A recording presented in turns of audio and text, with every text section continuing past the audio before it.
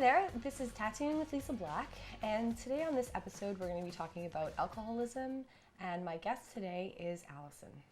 So I just wanted to thank you for coming on the show today. It's a pleasure to have you here, and I know this is going to be probably some difficult topics that we talk about. Can you tell us a little bit about yourself and why you're getting this tattoo? Sure. So my name is Allison, and I'm 38 years old. I've been living here in Alliston for just over a year now. I have a son who's 2.5. And my partner, the father of my son, passed away January of last year. So I'm getting this tattoo as kind of in memory of Colin, and also but for my son as well. And my son's name is Noah. And where is Noah now? Currently, Noah is living with my mother. She lives in British Columbia, so he is with her. Okay. And can you tell us a little bit about the events leading up to him going to live with your mom? Yes. So the last year and a half of my life has been pretty chaotic. Colin and I, we ended up losing our home, and we had to move in with his parents because Colin got sick. And what did Colin get sick from? It was a combination of things, but mostly it was alcohol, as well as he had psoriasis, and so he had liver disease. Okay. So we moved in with his parents, and it was a very it was difficult. It was a difficult situation. And I didn't necessarily get along with his parents the best. And at one point, I ended up in hospital because of mental health issues, depression. And while I was in there, the doctors talked to me, and I discussed my own alcohol issues, and so CAS got involved, and Noah was no longer allowed to be in my custody or Colin's custody. So my mother offered to take him. That's wonderful that you have somebody that was able to care for him when you were ill and when Colin was ill. Yeah, and I'm very grateful for her stepping up, because if she hadn't, he would have been put into foster care, and who knows what the outcome of that would be. So I know he's safe, he's loved beyond belief. He's definitely spoiled, but that's good. Yes. That's a good thing. Yeah. Yeah, and he's doing very, very well. So do you have frequent contact with him? I'm able to FaceTime with him, so I do that once a week, and it's nice because he is starting to recognize me, and he'll say hi mommy and bye mommy, which is great for me. He was 1.5 when he left, so I had him every day. I never was away from him, so it was very, very hard on me when he did leave. And having lost your partner as well, I can imagine that must have been even harder. Well, he left before Colin passed away, but Colin passed away 3 months after Noah left. And it was a very difficult time, and I felt very alone and was homeless at that time as well. So I ended up in a shelter in Mississauga, and then decided that I wanted to go to treatment. So I did go to treatment in December of 2015. Yes, 2015. I was in treatment for a month, and when I got out of treatment, I found, well, my mother found actually, but my sister's place, which is a women's shelter in Alliston, and that's where I went. Okay. And are you still with them now? Yeah, they have a second stage housing program for women, and currently I'm living there. So I have my own apartment. I'm no longer in the shelter part, but it's it's a safe place, and there's still a lot of support. Do they provide some types of counseling as well there? There's always staff there. There's there's a 24-hour hotline that you can call during the day if you need to talk to somebody. There's always somebody there to talk to. So yeah, it's a great place. And you found it to be a good place for you and trying to get into recovery and trying to recover, and they've been very supportive of you there? They have, yes. Yeah. That's awesome. So now, what are some of the other steps that you're taking to better yourself? Well, when I first came to Alliston, I was having a very difficult time as far as the alcohol use went. It was how I was coping with the loss of both my son and my partner. And I was able to go on OW, and with the help of the staff at my sister's place, I was able to figure out the steps that I needed to work on. I was able to have counseling from Matthew's House. I did grief therapy through Matthew's House, which was very helpful as well. I got set up with an addictions counselor through CMHA. And slowly but surely, I kind of worked to get myself into a better place and get back on my feet. And just, I guess, September of last year, I found a job. It's a part-time job, and I'm waitressing, but it's helping me to feel a lot more independent, get more structure back in my life, and try and get, some normalcy going for you. Yes, right? yeah. It is a very lonely time. Like I do not have anybody around. Like obviously my mother's in BC, my father is in New Brunswick, and I have 3 brothers. One of them lives fairly close in Erin, and I get to see him, occasionally. He comes to visit, but my family is very, I don't want to say disappointed necessarily, but I have let them down a fair amount, and I've tried recovery a number of times and always fell back into using or drinking. So they kind of have distanced themselves from me, which is understandable. Approximately how long have you suffered from alcoholism, and what did you do before this? Well, the first time that I went into treatment was in December of 2011. Before that, I had accomplished a fair amount, and I was doing pretty well. I went to university and completed both my Bachelor of Arts degree as well as my Bachelor of Social Work.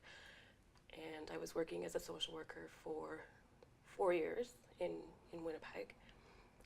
I had a house that I was renting. I had a car, and everything was going well, it seemed.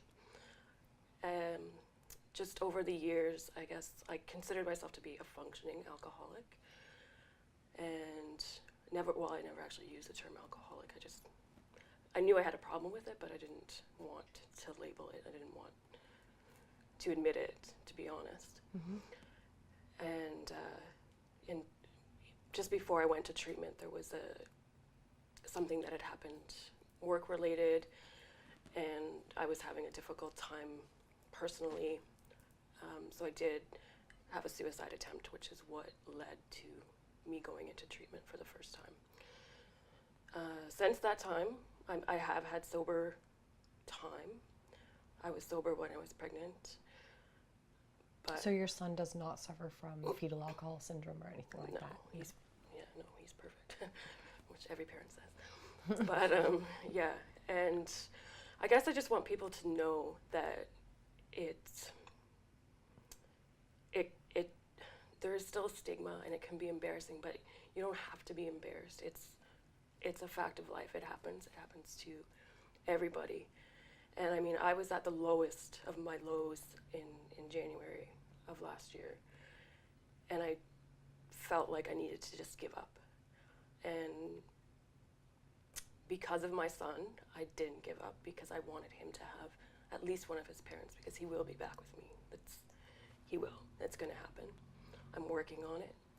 And I just want to encourage people, don't give up. Just keep trying. Little tiny steps. Get out of bed. Take a shower. Go for a walk. It's not going to happen overnight. I know that, and I know I still have a lot of work to do, but I'm not going to give up. I'm just going to keep going. That's awesome. I think that's the best advice for anybody out there. So now, we're working on your memorial tattoo today. We've already started a good portion of it. Mm-hmm. So today we're going to be finishing the anklet that goes around your ankle, which ties it all together. So far we have the dream catcher and the butterfly done with the little beads, the 3 beads for you, for Noah, and for Colin. And we're going to add that ankle band today. Great. Right, let's get started. So today we're going to be completing the rest of your memorial tattoo, and we're going to be doing the anklet that joins it.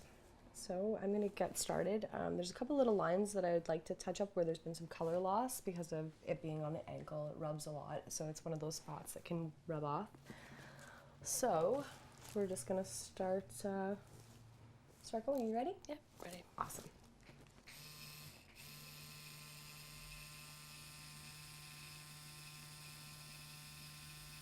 Can you tell me a little bit about the symbolism of the tattoo for you?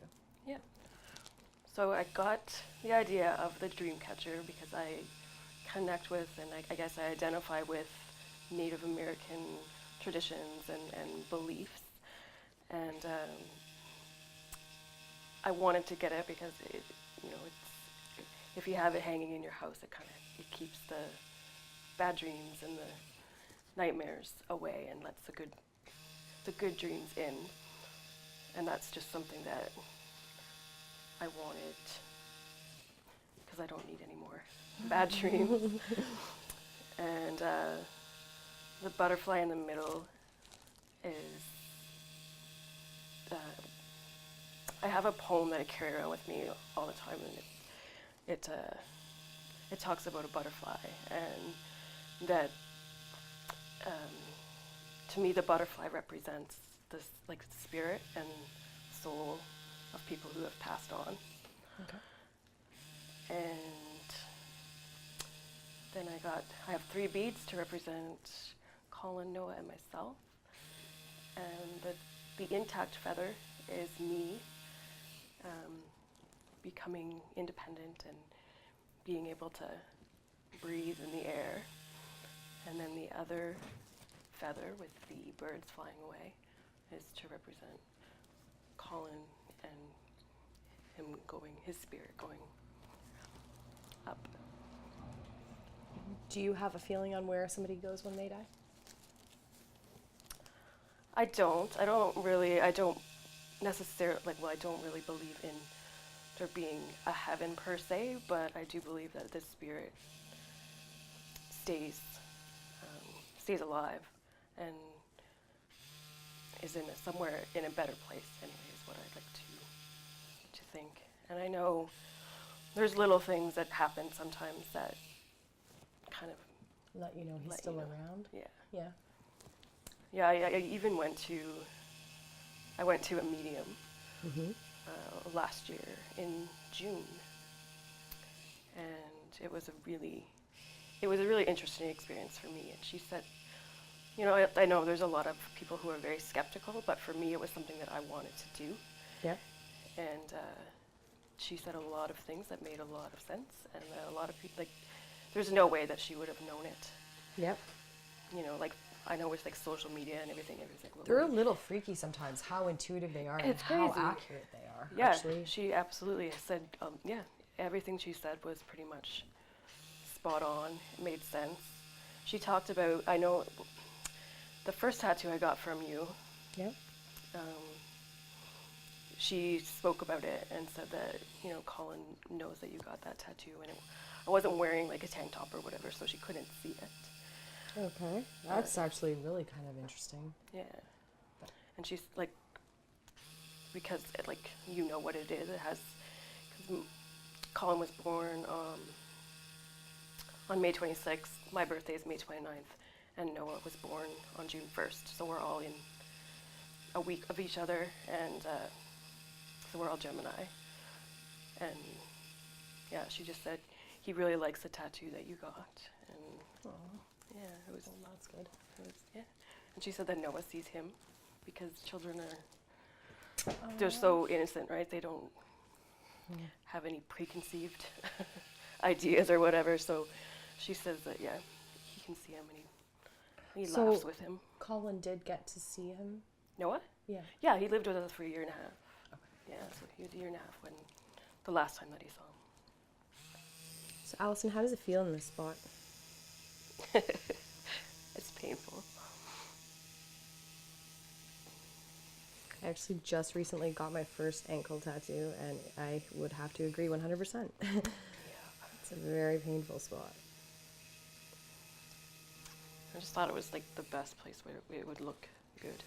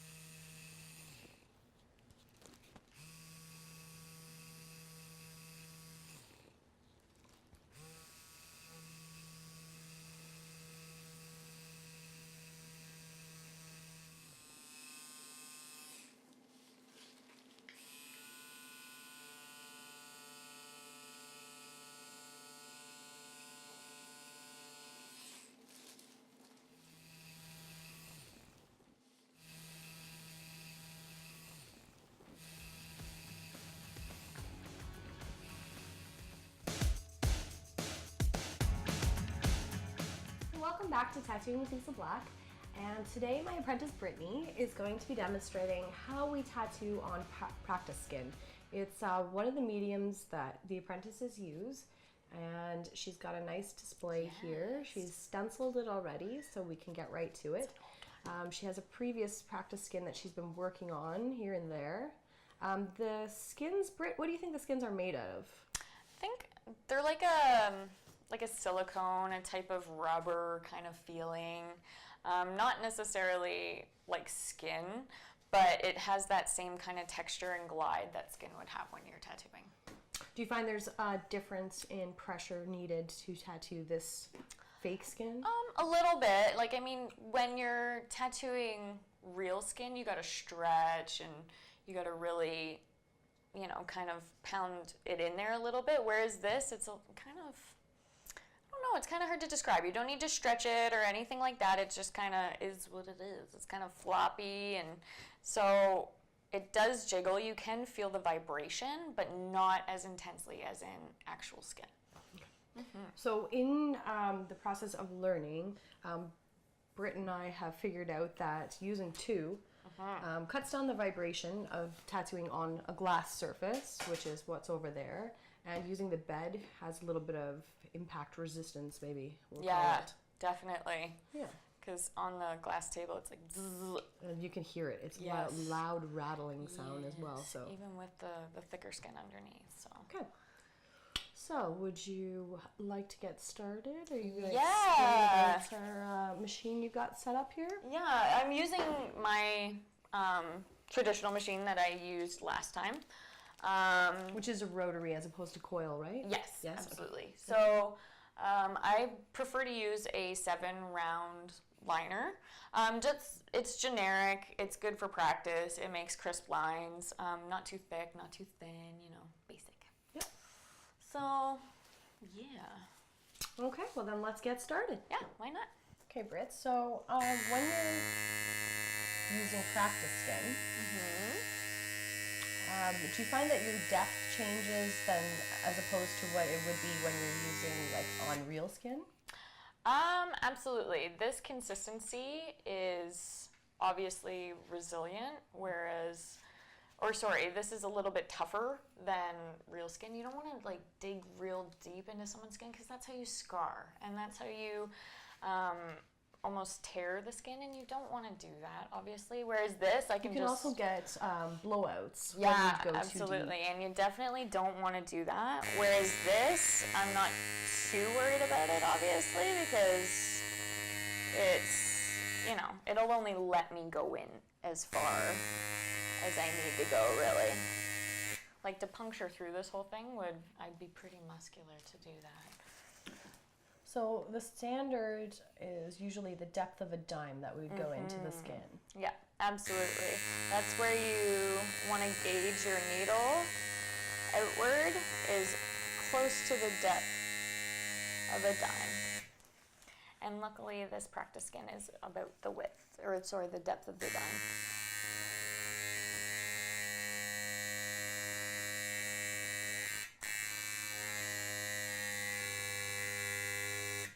So you can definitely hear a difference in sound. Another one of the differences is that we've discovered is on practice skin, instead of using a wash with a product like green soap or blue soap,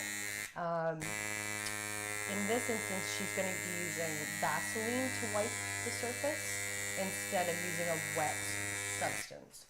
We found that the Vaseline on the practice skin works a lot better, and it helps to hold the stencil on as well. Yeah, the soap it'll wash the stencil away, so if you're using that, then your stencil's pretty much gone, right? So we don't want that.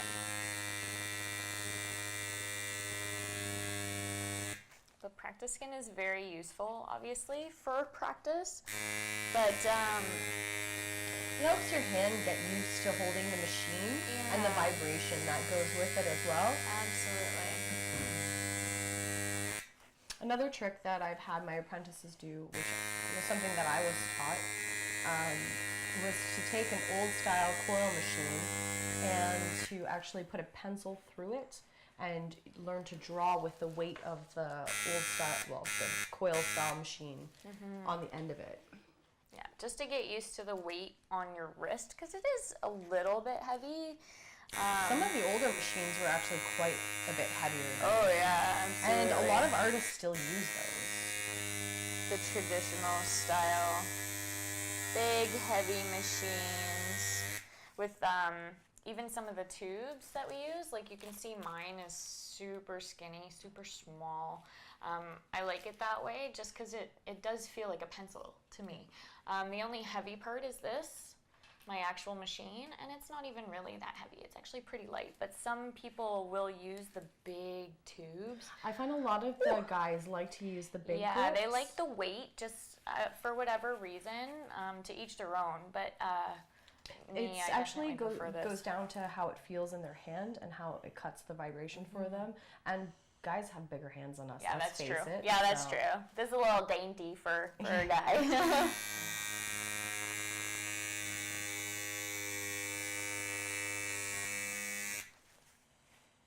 Nice crisp lines. That's what we always want.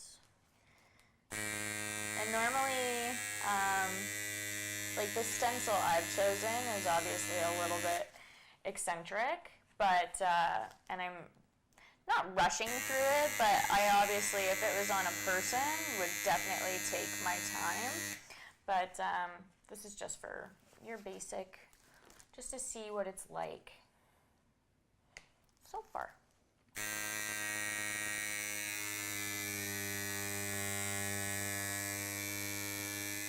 And you'll notice that as an apprentice, you have obviously a lot of drawing assignments and stuff like that you do, but the basic is always flowers. Flowers are probably the like number one thing that we tattoo as we start out, right?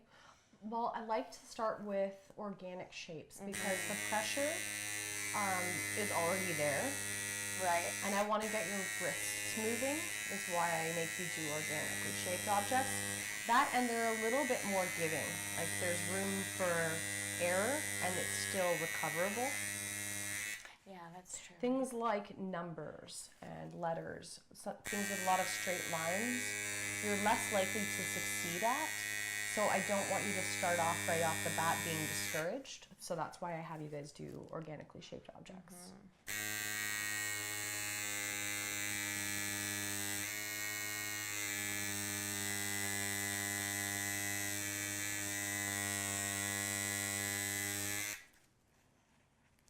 I also, on the practice skin, sometimes I prefer to just do a dab, just so that my lines, I can still see them.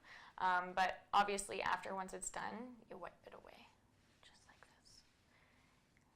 this. It's smearing more than, Yeah, dabbing. absolutely. I prefer to dab, just so that I can keep track of where I am as well.